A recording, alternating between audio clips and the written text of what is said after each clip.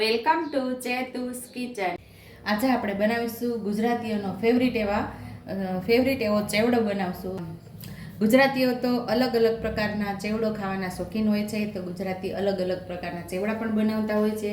તો આજે આપણે પૌવા અને અહીંયા આપણે બટેકાનું છીણ લીધું છે, અહીંયા આપણે માંડવીના દાણા લીધા છે, અને અહીંયા આપણે જે બજારની અંદર મળે છે ઝીણા ઝીણા ભૂંગળા, એ ભૂંગળા લીધા છે, એટલે કે ભૂંગળી જે બાળકોને ભાવે એવી નાની નાની ભૂંગળી. અહીંયા 2 ચમચી ખાંડ, અડધી ચમચી જેટલું સંચળ, અડધી ચમચી જેટલો ચાટ મસાલો, 4 લીલા મરચાં ઝીણા ઝીણા સુધાર લીધા છે, 3 થી 4 ડાળખી આપણે મીઠા લીમડાની. બાકી રેગ્યુલર મસાલિયાની અંદરથી મસાલાનો ઉપયોગ કરી અને ટેસ્ટી એવો ગુજરાતી ચેવડો આજે તૈયાર કરવાના છીએ. અહીંયા આપણે સાઈડ ઉપર ગરમ થવા રાખી દીધું છે અને ગરમ થવા લાગ્યું છે. તો હજી તેલ એકદમ સરસ ગરમ નથી થયું ત્યાં સુધીમાં આપણે મસાલો તૈયાર કરી લઈશું. અહીંયા આપણે 2 ચમચી ખાંડ ઉમેરી દઈશું, અડધી ચમચી જેટલો ચાટ મસાલો, અડધી ચમચીથી થોડું ઓછું સંચળ, અડધી ચમચી જેટલી હળદર ઉમેરશું, અડધી ચમચી જેટલું લાલ મરચું પાવડર, 5 ચમચી જેટલી હિંગ, સ્વાદ મુજબ મીઠું. આ બધા મસાલાને આપણે પીસી લેવાનું છે. તો અહીંયા આપણે ચેવડાનો ટેસ્ટી એવો મસાલો પણ તૈયાર થઈ ગયો છે. તો ટેસ્ટી મસાલાને સાઈડ ઉપર રાખી અને આપણે હવે તળી લઈશું બધું. તો તેલ આપણું સરસ ગરમ થઈ ગયું છે.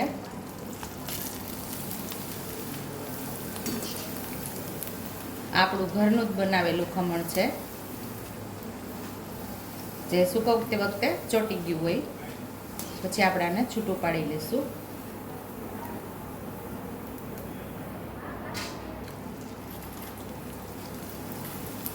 તો ખમણને બધું આપણે તળી લેવાનું છે.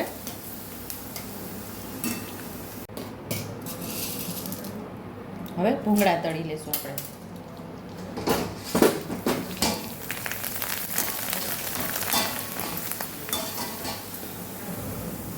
ક્યાંય પણ કરિયાણાની દુકાને તમને આ ભૂંગળા, ઝીણા ભૂંગળા તૈયાર મળી જ જશે.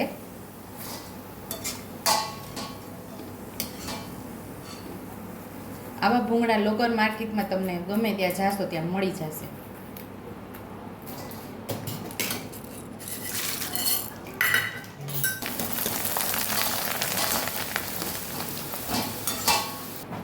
માંડવીના બી પણ તળી લેશું. માંડવીના બી તળવામાં ખાસ ધ્યાન રાખવું પડે કે સેજ એવો કલર ચેન્જ થાય એટલે તરત જ આપણે બહાર લઈ લેવાના. જો વધારે એને લાલ થવા દો અને તમે તળાવવા દો તો તમે બહાર કાઢશો ને તો એ પૈડા પણ એ થોડા એકદમ થયા કરશે અને એકદમ બળી જાય, એ કાળા થઈ જશે. આનો સેજ કલર ચેન્જ થાય એટલે આપણે આને બહાર લઈ લઈશું.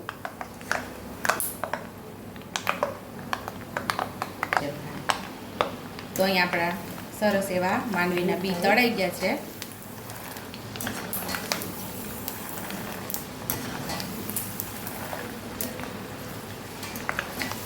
અહીંયા આપણે માંડવીના બી તળાઈ ગયા છે.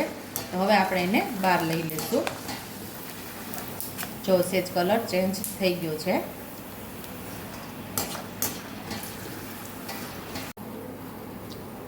હવે આપણે પૌવા તળી લેવાના છે. અહીંયા મેં રેગ્યુલર પૌવા લીધા છે, જે પૌવા બટેકાના પૌવા છે એ પૌવા લીધા છે, એટલે તળીનો ઉપયોગ કરું છું. તમે નાયલોન પૌવાનો ઉપયોગ કરતા હોય તો એ શેકીને પણ તમે બનાવી શકો છો.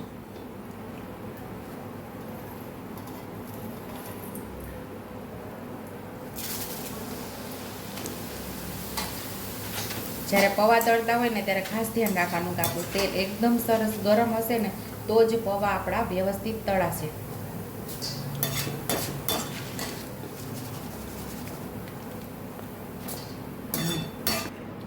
હવે આપણે મરચાંને પણ સરસ તળી લઈશું, ક્રિસ્પી થાય ત્યાં સુધી.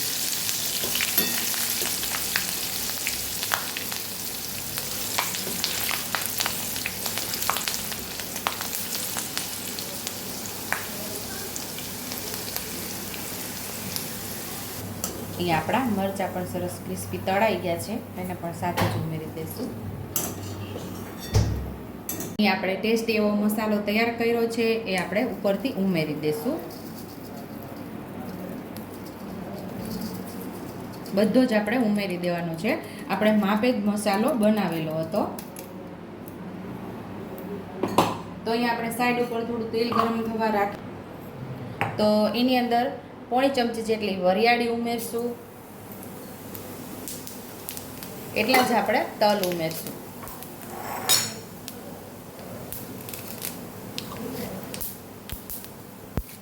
મીઠા લીમડાના પાન નાખીને એનો વઘાર કરવાનો.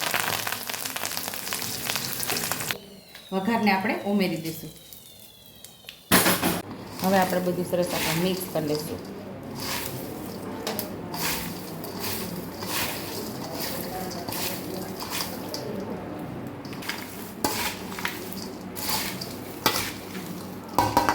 તો સુપર ટેસ્ટી એવો ગુજરાતીનો ફેવરિટ એવો ચેવડો તૈયાર છે. આ ચેવડાને તમે બાળકોને લંચ બોક્સમાં પણ આપી શકો છો. અત્યારે સ્કૂલ ચાલુ થઈ ગઈ છે. છોકરાઓને આ નાના ભૂંગળાવાળો નાસ્તો કરવાની ખૂબ જ મજા આવે છે. જો તમને મારી રેસીપી પસંદ આવી હોય તો મારી રેસીપીને લાઈક કરજો, શેર કરજો, સબસ્ક્રાઈબ કરજો, બેલ આઇકોનને દબાવતા ભૂલતા નહીં અને કમેન્ટ બોક્સમાં કમેન્ટ કરજો કે મારી રેસીપી કેવી લાગી.